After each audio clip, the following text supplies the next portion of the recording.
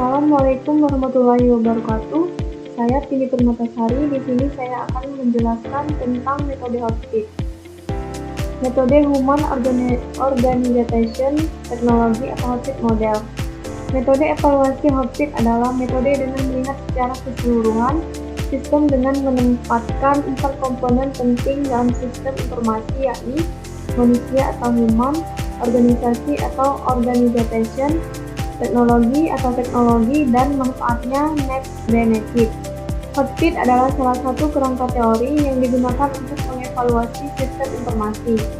Model ini awalnya dikembangkan dari penggabungan model kesuksesan sistem informasi Delon dan McClure dengan IT Organization Fit Model. Model HOTFIT menjelaskan secara komprehensif berupa interpretasi kompleksitas, hubungan timbal balik antara orang, organisasi, dan teknologi. Putra, Danga, dan Majid 2020. Terdapat 3 komponen dalam metode evaluasi HOTFIT, yaitu yang pertama, komponen manusia atau human. Komponen manusia human menilai sistem informasi dari aspek penggunaan sistem atau system user dan juga aspek kepuasan penggunaan atau user satisfaction. Yang pertama, penggunaan sistem user. Penggunaan sistem user berkaitan dengan frekuensi dan luasnya fungsi penyelidikan sistem informasi. Penggunaan sistem juga berhubungan dengan siapa yang menggunakan.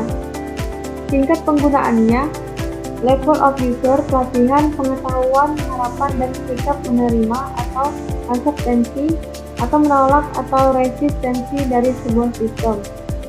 Yang kedua, kepuasan pengguna atau user satisfaction. Kepuasan pengguna atau user satisfaction adalah keseluruhan evaluasi dari pengalaman pengguna dalam menggunakan sistem informasi dan dampak potensial dari sistem informasi. Kepuasan penggunaan atau user satisfaction berhubungan dengan pengetahuan, kedayagunaan sistem, dan sikap pengguna tentang sistem informasi yang dipengaruhi karakteristik pengguna dan diukur oleh indikator seperti kepuasan dengan fungsi tertentu. Kepuasan keseluruhan atau overall satisfaction, manfaat yang dirasakan, perceived usefulness, dan pengembalian keputusan atau atas kepuasan. 2. Komponen organisasi atau organization. Yang pertama, struktur organisasi atau struktur. Struktur organisasi mencerminkan keadaan suatu instansi budaya, politik, dan perencanaan sebuah strategi, manajemen, dan kepemimpinan. Terdiri dari tipe, kultur, politik, hierarki, perencanaan, dan pengendalian sistem, strategi, manajemen, dan komunikasi. Kepemimpinan kebijakan yang berlaku, dukungan dari top manajemen, dan dukungan staf merupakan bagian yang penting dalam mengukur keberhasilan sistem.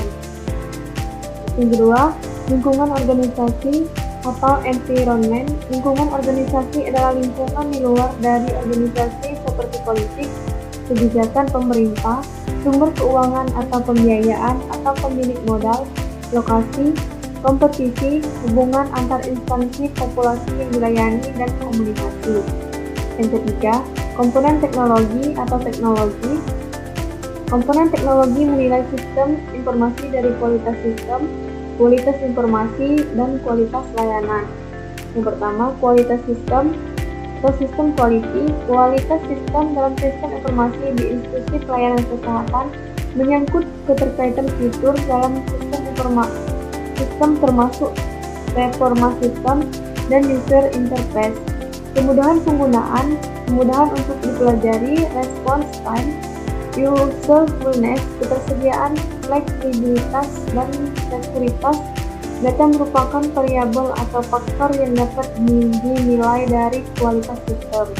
Yang kedua, kualitas informasi atau information quality. Kualitas informasi berkaitan dengan proses informasi dan informasi yang dihasilkan oleh sistem. Kriteria dari kualitas informasi adalah kelengkapan, keakuratan, ketepatan waktu, ketersediaan, relevansi, konsistensi, dan data entry. Yang ketiga, kualitas layanan atau service quality. Kualitas layanan merupakan kualitas interaksi antara pengguna dan pengelola sistem untuk mengatasi masalah pengguna. Layanan dapat berupa update sistem informasi dan respon pengelola sistem jika sistem informasi mengalami permasalahan. Faktor yang dinilai atau indikator dari kualitas layanan antara lain kecepatan respon, jaminan, empati, dan tindak lanjut layanan.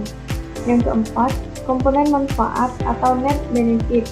Komponen manfaat merupakan komponen hasil keseimbangan antara dampak positif dan dampak negatif dari pengguna sistem informasi, kesehatan, atau para pekerja medis, manajer, pegawai dan medis, developer sistem, dan semua bagian yang terkait.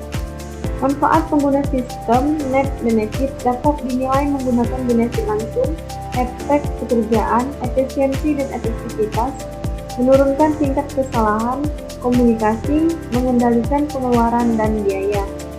Semakin tinggi dampak positif yang dihasilkan, semakin berhasil implementasi sistem informasi.